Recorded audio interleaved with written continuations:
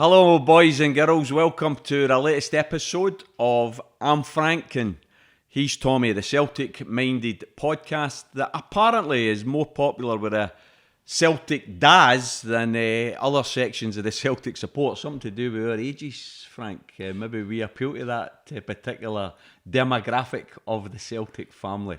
I don't know, mate, but there's quite a few things to be talking about. This is our first real podcast of the new season. We had a wee bit of a false start because I hope you don't mind. You've not been 100%. You've had a wee illness, but you're over it, or you're nearly over it. You're feeling a bit fitter apparently today. Yeah, I slept last night for 10 hours, and that's the first time in 8 weeks that I've slept for 10 hours. So you've not been well. We'll not go into the details because I don't want to worry people. Right, okay. Because Celtic fans have them fondly in their hearts. I know. However, great start of the season. Well, So far, 100% record. We can't say that for last season. We lost our first 3 away games last season.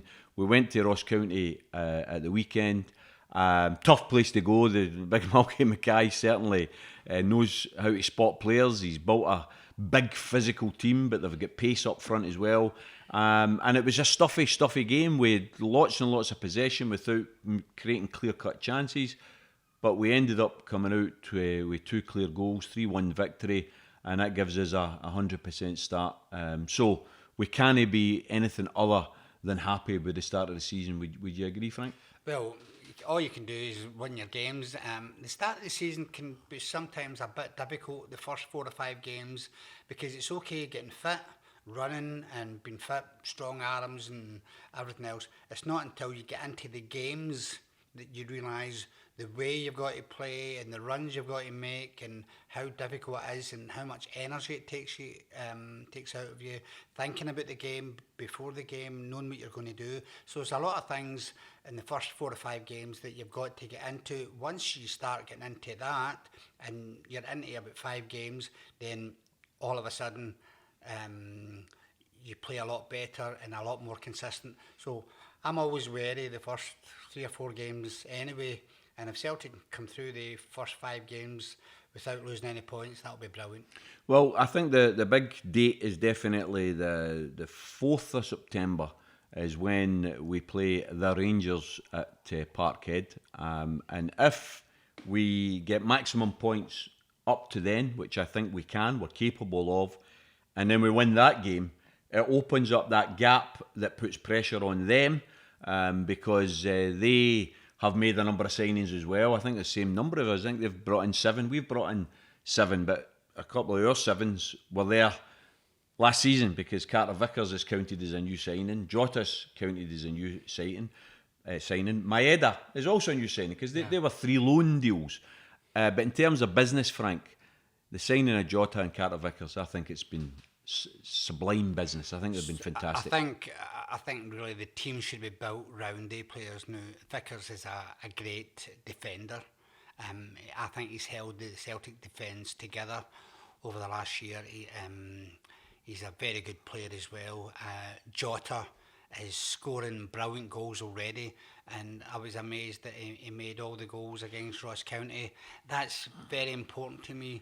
I never get any credit for the goals that I made for other people. It was always who scored the goal. I remember I played against Hibs one day and I scored 2 goals. Charlie Nicholas scored 3. I made Charlie the 3 goals. And I would say that I was probably the man of the match. And in the papers the next day, Charlie. And Frank McGarvey had a good game as well and scored 2 goals at the bottom. So sometimes the papers can be unfair to you. And but Charlie was a genius at that time and scored brilliant goals. Francis, I'm reminded of your signing record because if I'm not mistaken, I think it was the 11th of March, near to your birthday, because you've got the shamrock on your chest there. Not everyone will know that you were born on the 17th, St Patrick's Day, which was a wonderful day. And there is a wee story about your name, actually, because did you speak to your mum about that? Yeah, I spoke to my mum because as I got older, I went to a Catholic school, St Clair's in Easterhouse, and I had a lot of good friends there. I would like to see some of their friends again. So I would have, I've not seen them for 40 years, and I would love to see some of them. But I always remember asking my mum and dad one night. I said, I was born on St. Patrick's Day, and I wasn't called Patrick. Why not? And they said, well, in Glasgow, if you've got a Catholic name like Patrick McGarvey, you can't get a job in Glasgow because of that. I said, why did you call me Francis Peter then?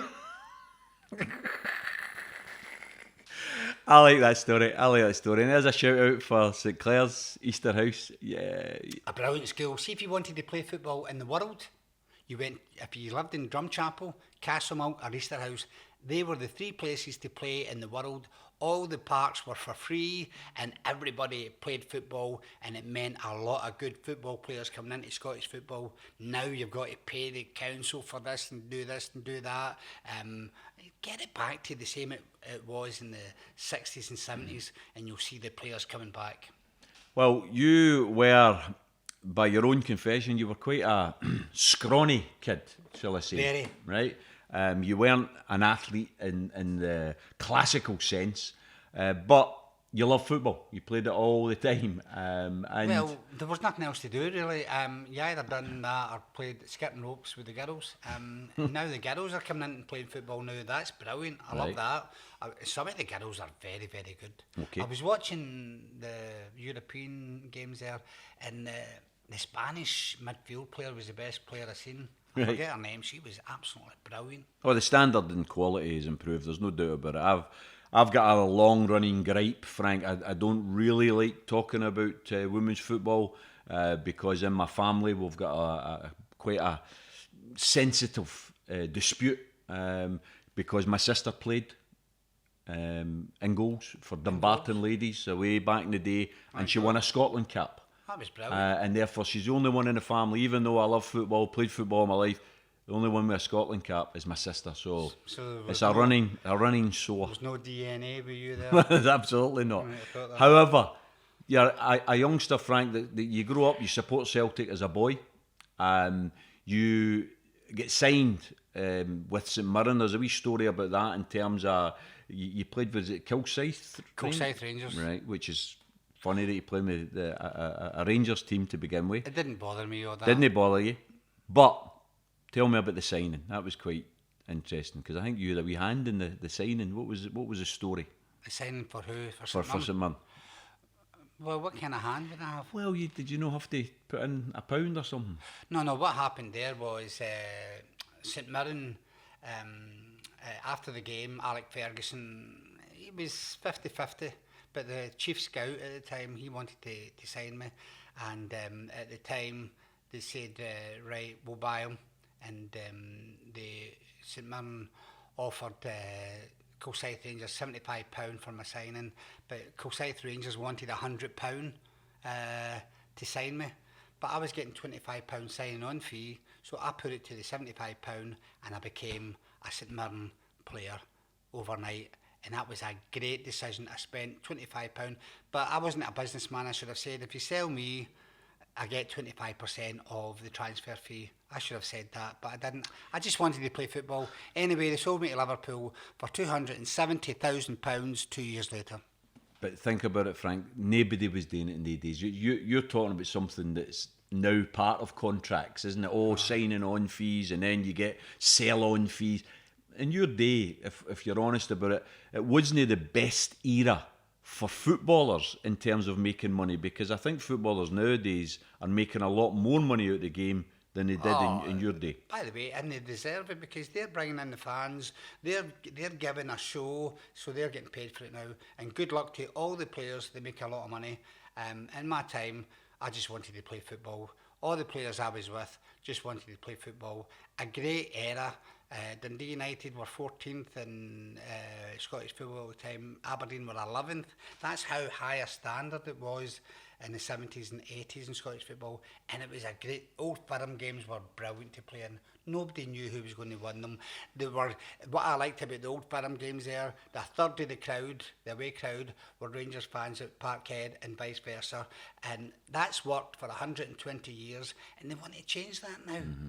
I don't think it's the same Old Firm game with just all Rangers supporters there or Celtic. You and I have had this debate And before. There is no Old Firm because old Rangers died. You need to understand Well, that. that's They your died. opinion. That's your opinion. It's not my Tommy. opinion. It's As a long- legal. It's as a long- legal entity. No, okay. That Rangers died in 2012. See, as long as the Celtic supporters are there for me at Parkhead and all the Rangers supporters are there at Ibrox, then that's Celtic and Rangers for me.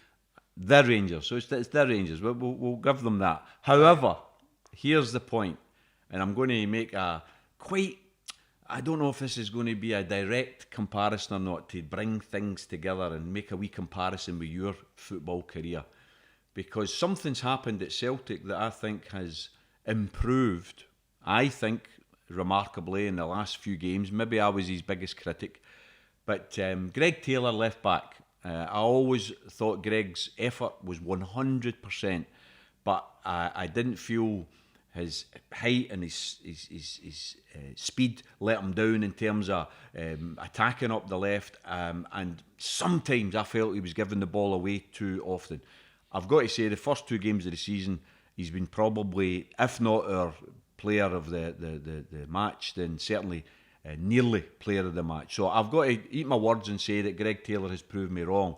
However, I wonder if it's because of the signing, the Argentinian Bernabeu, I don't know how to say his name, as you'll notice, and whether that has put the pressure on Greg Taylor, because last year he didn't have a direct replacement. Well, we're bringing in Josip Juranovic to play left back. He's not a left back, but now Greg Taylor's got direct competition, and I feel that's improved him as a player. Now, the connection to your career then, because if I'm not mistaken, you were signed at the time, record British signing from St Mirren to Liverpool to replace David Johnson, who was their centre forward at the time. What happened? I went there and I knew I wasn't going to take over for Kenny Dalglish, so it was only David Johnson. But they bought me to replace David Johnson, but they bought me as well to put pressure on David Johnson. Now, my midfield for Liverpool at the time was Sammy Lee, Kevin Sheedy, and Ronnie Whelan. Now, wait a minute. This is in the reserves. This is the second. Just so the listeners and viewers know that we're talking about the reserves. This is Sammy Lee, Kevin Sheedy, Ronnie Whelan, David Fairclough up beside me, playing centre forward. That was our forward line, more or less. But all the players were there to keep the first team on edge, and that's how you keep the first team being very consistent, because they've got players coming in to take your place, and that's how you do it. Liverpool done it brilliantly, and that's why they won European Cups every third or fourth year at the time. They were magnificent what they done, and the players always had an edge. Brilliant. I have to say, Frank, that we've got unusual surroundings today, if I can interrupt to say lovely. that we've been given the opportunity to come to a Celtic State of Mind to record today's show. I want to thank them 100%. Fantastic output as a Celtic supporting media outlet. They do so much, particularly their music output's fantastic, but their chat shows and their Celtic supporting podcasts are fantastic. So I really, really want to thank them for giving us the opportunity. It's all full of character and what a Celtic shop should be. I'm looking at half the stuff. I see a scooter up there. I don't know why that's a green and white scooter. Not seen one of them for a while. Well, there's also a chopper bike up there, Frank. I don't know if you know, but I had one of those chopper bikes. Can I tell you a wee quick story about it?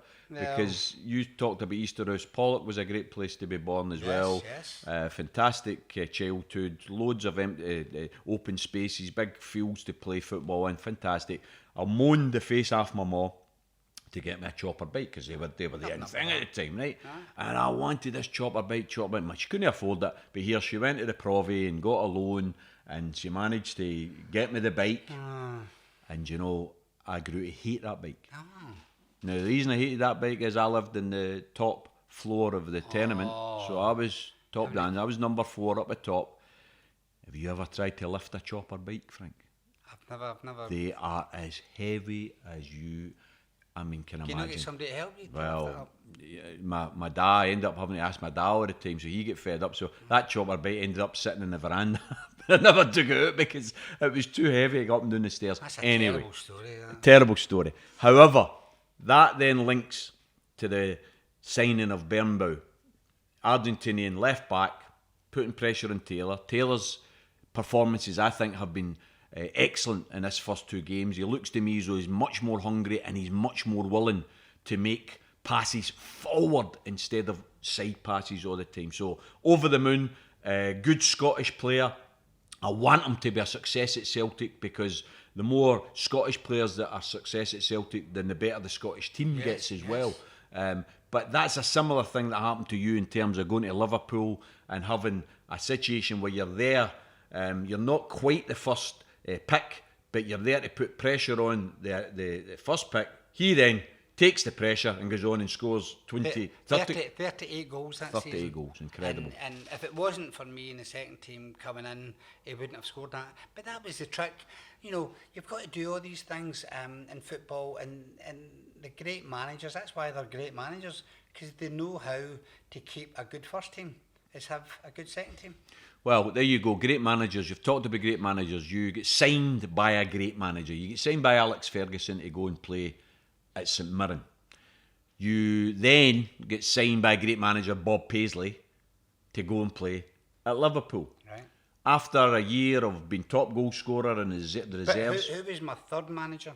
Well, I thought it was Billy McNeil was your third manager. No. Right, okay. Who was your third manager then? He won a European Cup. Right. It's not a hard question. I'm struggling.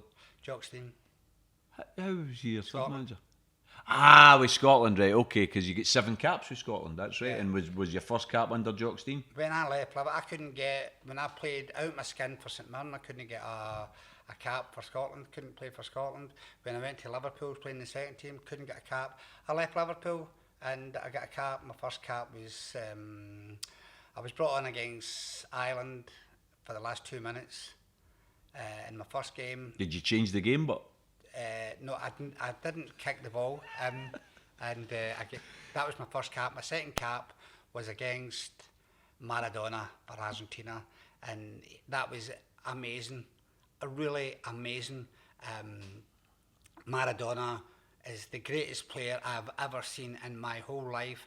I will never see anybody any better. He went in 1986, I think it was, and won a World Cup by himself. How good is that? Would you, let's stick with this for a minute before we go back to current, but would you therefore say, because I was brought up and you, I mean, there's not that much difference between us, I think there's only 8 years between us, right? Are you saying better than Pelé? Did Pelé ever win a World Cup by himself? I'll let you decide that one. I think a lot. Maradona scored the greatest goal I've ever seen against England that day. Oh, no doubt about that. Listen, you could pick Maradona just for that goal, right? Just because he beat England. I mean, that's a great idea. However, there was a war at the time as well, and the hand of God and all this. It was all great stuff. And you've got to remember, he won that World Cup by himself. You've got to remember 1982. Was it 82? I think it was 82 because 86 was Mario Kempes was the main man, was he not? 1982, whatever it was, but the World Cup before he won the World Cup, and everybody kicked lumps at him. He had to learn how to deal with that, and then I think it was 86. Well, whatever it was. Get your ages, Frank. Our memories are terrible. No, 82. No, 82. I should have told you. I should have said, "I'll bring this up." And we could have 82. It was. I think it was in Italy, the World Cup. That's right. 82 was Italy. And then the one after that, 86, was when he kicked. Was it no in Argentina? 86. In 86, he came out and he won the World Cup by himself. Right. Okay. I'm going to say, and we'll ask our viewers to give us their opinion. Some people will say Ronaldo, some people will say Messi. I'm going to say I think Pele still stands out to me to be the greatest footballer ever. But you're going Maradona, and I can understand why. I would say Pele second. Okay. And, Ronaldo and Messi, they are two superstars. They've scored over 100 goals in Europe each. To score over 10, you're doing unbelievably well. To score over 25, you're a superstar. These guys are superstars, and they don't match Maradona. Well, here you go. I think it's a great badge of honour, Frank. You've been signed by Alex Ferguson. You've been signed by Bob Paisley. You've been given a cap by Jock Stein. Then you've been signed by Billy McNeill. And Billy McNeill wanted to bring you back from Liverpool to sign for Celtic on the 11th of March 1980. But there's a story attached to that as well, because if I'm not mistaken, by this time, that great manager Alex Ferguson is now managing Aberdeen. Yes. And he wanted you to sign for Aberdeen, is that correct? He wanted to sign me for Aberdeen. He gave me a good deal. A better deal than you were offered at Parkhead? I don't really want to get into all that, but I wouldn't say you were telling a lie there. Right. So I ended up, I wasn't bothered about money, really. At that time, players weren't that bothered about money. I signed for Celtic, and I get £300 a week. At that time, Derek Johnson was the top paid player at Rangers, £180 a week. I think Danny McGrain and Roy Aitken were on about £170 a week. Bobby Lennox, a Lisbon Lion, was on £80 a week at that Seriously? time. Seriously. That's a Lisbon Lion, £80 a week. Brilliant servant to the club. It was unbelievable, and they offered me £300 a week. I just wanted to go out there and play, and I signed for Celtic. One of the best. I wanted to sign for Aberdeen as well, because I thought they had a good defence. So I was saying, if I go to Aberdeen, if I score a goal or 2 goals, we've won the game. If I go to Celtic were leaking goals at the time. But the Celtic way to play is attack, and the best form of defence is attack. So, we attacked a lot, and I went to Celtic and I played. I played in a fantastic football team. Paul McStay, Charlie Nicholas, Roy Aitken, David Provino, these guys. I wanted to ask you that because you did play and among some fantastic players. You won 2 league titles, you won 2 Scottish Cups, you won a League Cup. So you had a successful 5 seasons, there's no doubt about that, and you were top goal scorer in your second season as well, and then in the next season I think you scored, was it something like 27 goals, but you won the top goal scorer because Charlie Nick scored more. I think me, George McCluskey, you'd have to look this up, George McCluskey and Charlie Nicholas scored 100 goals, maybe 95 to 100 goals. Between the three of you? Between the three of us. Plus, Murdo McLeod was scoring goals, Tommy Burns was scoring goals, Roy Aitken, Tom McAdam always scored against Rangers. It was unbelievable how much we attacked, and Dundee United won the league. Because of the good defence. Let me ask you this. Not best player, maybe come on to that. In your 5 seasons at Glasgow Celtic, who was the best defender you played alongside? Well, I played in a very attacking Celtic team, and all the players attacked. We weren't very good as a defending team, but once we went forward, there was magic everywhere. Paul McStay scoring goals, Roy Aitken coming up for the back scoring You're spending goals. too much time with me because you're avoiding the question. You're talking there to avoid, you're deflecting. Because I've asked you who's the best defender, and already you're telling me who's the best attackers. What I'm trying to say that all the players were so good at attacking that we weren't any good at defending team. That's what I'm trying. I'm trying to be a bit political with you, Tommy. That's what I mean. You're spending too much time with me. I'm spending a lot of time with you. I'm getting better at politics, and then when I get better at politics, you want to give me a stick. You should be praising me. Listen, the point is, I've asked you who's your best defender. You try to tell me you didn't have any good defenders. I don't want to answer the question. You played with Danny McGrain. Danny McGrain for me was world class, an international fullback, absolutely brilliant. When I played with Danny, he wasn't. He was a lot older. Danny McGrain was the best Celtic right back ever. So I'll have to go for Danny McGrain. Okay. Now I know you're friends with Big Shirley, so the fact that you've not mentioned him, Big Feed the Bear might be unhappy with you. Roy Aitken for me was a midfield player, a great midfield player. He made me 2 of the most important goals in my life. The first one, I was getting terrible stick after 2 games at Celtic Park. John Clark was saying, Frank, the contract, the ink's not dried yet. It's you're not doing it. And John Clark, I love John Clark, and he's saying, John's saying to me, and that's him being nice, saying to me, you're not playing very well, Frank. You need to up your game. And I was under extreme pressure. My second goal, I scored a goal against Hibs, but we scored 4 that night, so I should have scored a goal, but I was still under pressure because I didn't have a good game. And then we had to play Rangers in the 3rd game, and I was like that. I was under so much pressure. It was unbelievable. I went into the game, and all the papers are saying, is Frank any good? Is he going to score goals or this or that? And I was like that. I was under so much pressure. And then 2 minutes to go, we're playing Rangers, we have to win the game. Roy Aitken gets the ball down the left-hand side, crosses it over to me, headed it down against Peter McCloy, 1-0. Went into the game, after the game, and I said to John Clark, it all went quiet. I said, John, and he said, what is it, Frank? He said, is the ink dried in my contract yet? And John said yes, and the whole place went up in a roar, and it was a fantastic night. And Big Roy made that goal for you. Roy made the goal. He also made the final, 1985. He made that goal for me. That was my 3rd game, and then I didn't know it at the time, but I was to be transferred on the Monday. That was all sorted out the week before. So no matter what I'd done on the Saturday, I was going to be sold on the Monday. Right, I didn't know that. That's not very good. I didn't know that. So I went on, and 2 minutes to go, Roy again. This is the thing about knowing, if you're playing with players all the time, you know what they're going to do. I said he's only going to have 1 touch, and then he's going to cross it, and he crossed it. But it was a terrible cross, 15 yards out. But I managed to put it in the top corner, and that was magical. The Celtic fans behind that goal that day, that was just unbelievable magic.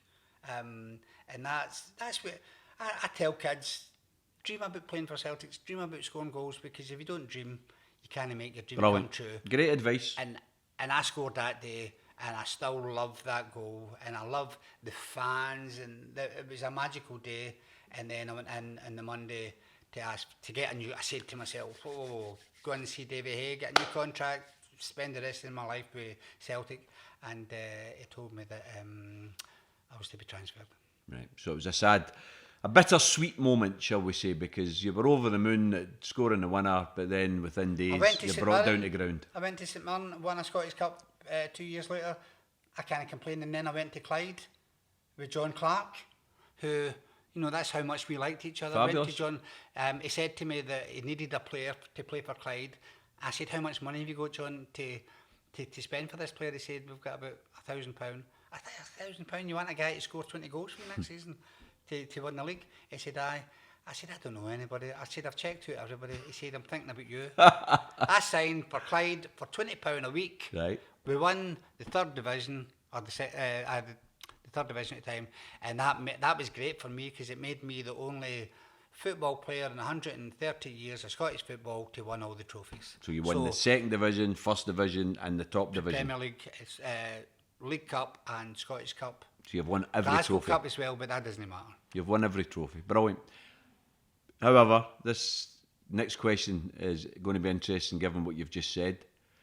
Who's the best midfielder you've played alongside during your 5 seasons? Well, I go with players that make me goals. That's very important to me.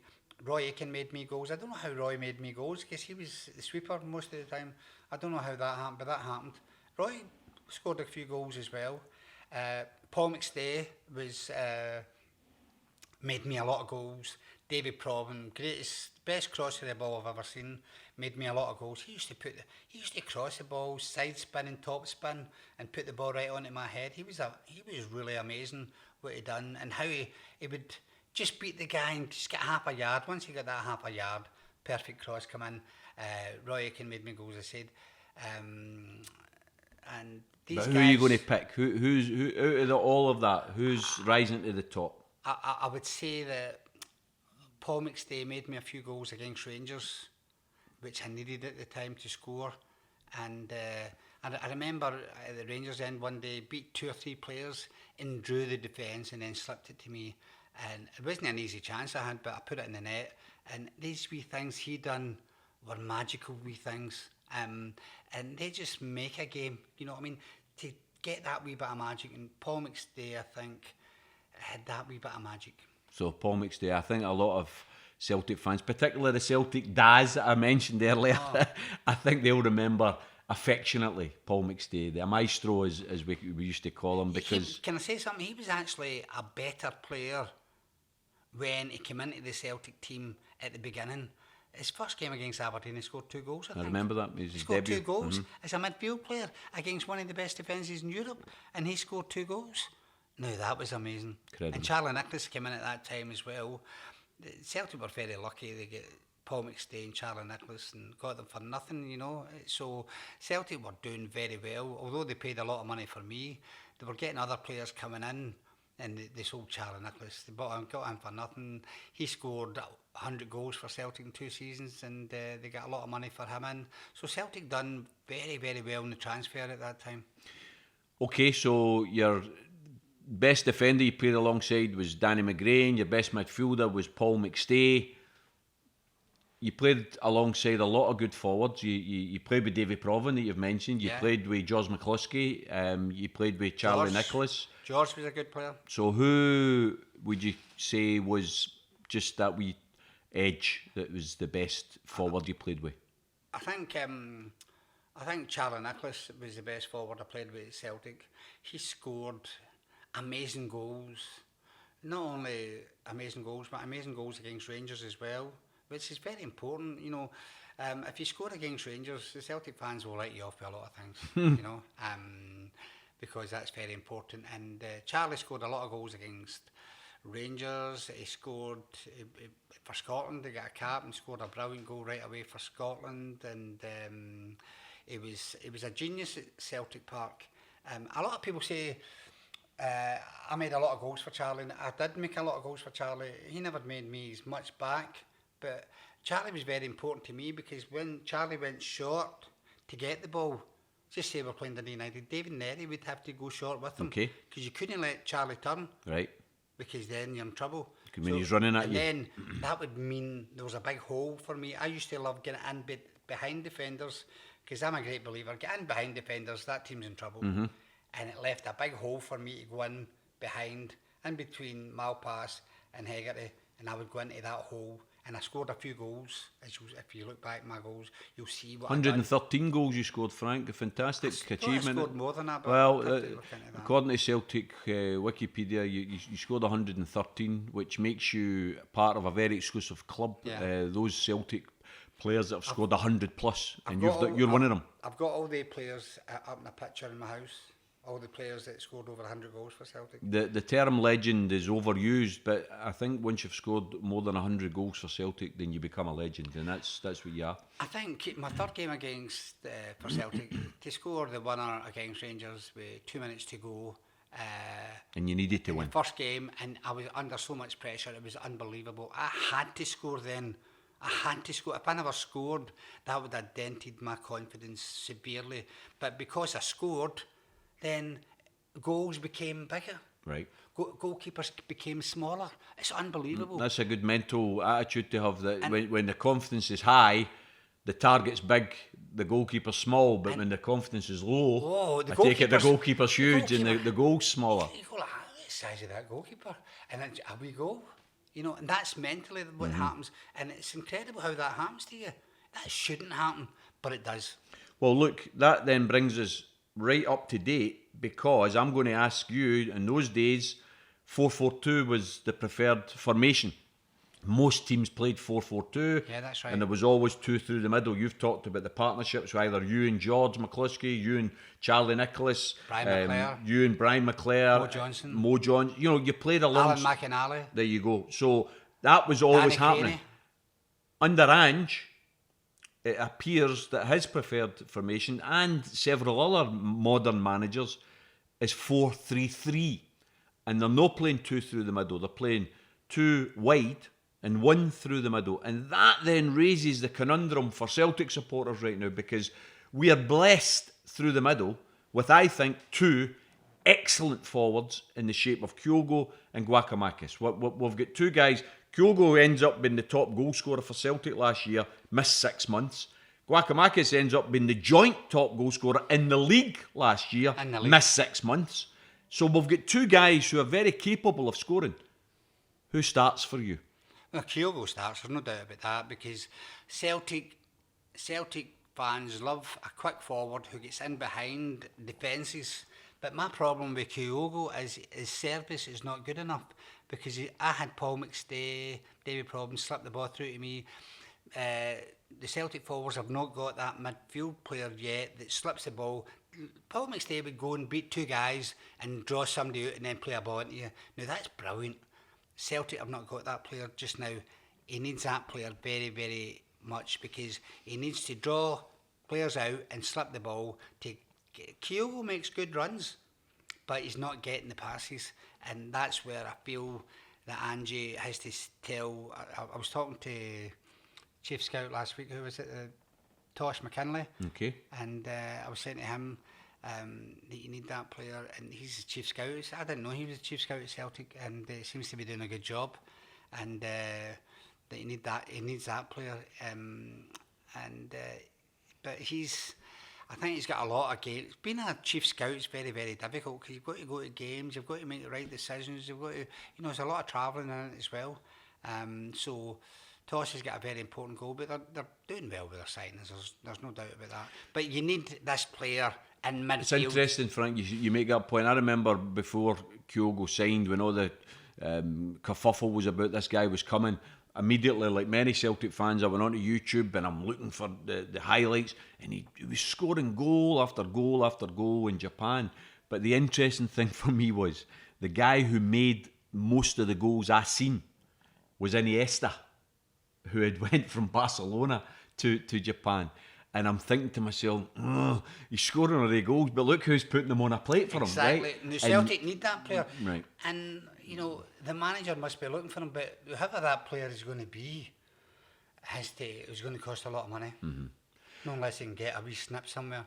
But they need that. You always need that. And saying that, Frank, I've got to say, in defence of McGregor, I think McGregor is an outstanding midfielder. Yeah, no doubt about it. And I think Hatate gave us a wee idea of what he was capable of, like his first few games with us. Yeah. And then he maybe dipped a wee bit of tiredness, I think, kicked in the number of games he'd played that season. But he started the season on fire. He picked up an injury against Aberdeen, but I seen him in the friendly games and he was on fire. And Turnbull, again, it's all this thing about you saying having good squad players that are as good as you, and therefore it forces, because I think Turnbull started very well this season as well. And I like Matt O'Reilly. I think a young guy, I think what a find he is. I mean, that left foot's like a wand. So we've got a good midfield. Yeah. But we have got Celtic have got a player there that can make goals. And Jota. Yes. He made all the goals against Ross County. Yep. He can do no more than that. Exceptional. So they've got the player, but he plays wide. If you get that other kind of player in the middle, then all of a sudden there's going to be high scores at Parkhead this year.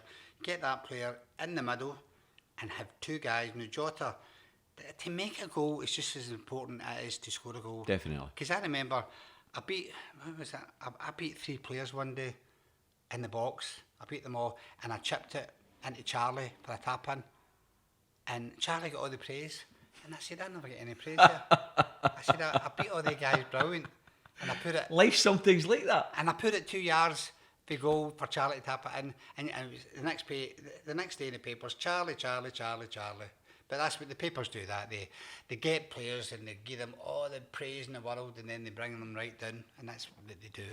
Well, look, we're going to round up for this episode. We've got the game on Sunday at Rugby Park. Tough game. Surface is a big leveller, I think. But if we can keep the standard and the intensity that we've started in these first 2 games of the season, I think we can get another 3 points in the bag. I would agree with you. I don't think the other teams are as good as Celtic and Rangers. I think it's going to be a 2-horse race, as it usually is. I think the standard has slipped a wee bit. I'm watching a lot of the games, and I think Hearts will be up there for third this year with Aberdeen, and after that, Hibs have slipped a bit, and I'm watching other teams slipping. They've brought back Martin Boyle. I think it's a fantastic signing for them. I think he is a player who can turn games. Yeah, there's no doubt about that, but he's got to do it. I just think the standard has slipped a little in Scotland. You can see that in European football. They're getting beat with. We need to get back in. We need to get the young boys playing football again all the time. We need the councils to let them play in football parks, and they don't have to pay any money for that. There's no need for the council to take in money. And the money that football brings into Glasgow is amazing. All the supporters coming in, flights coming in from all around the world. That's amazing. Brings in a lot of money to Glasgow. We don't have to take money to get sports centres and football parks. No, you're right. That is out of order. Big shout out to all the authorities, not just in Glasgow but across Scotland. Let's make sporting facilities free at the point of use so that we encourage maximum participation, not just in football but in all sports, and not just young boys, young females as well. Get them involved as well. Yes. So that's a political point for today. Well said. Thanks for listening, folks. Please tune in next week to I'm Frank and he's Tommy, the Celtic Minded Podcast. Hail, hail. Hail, hail.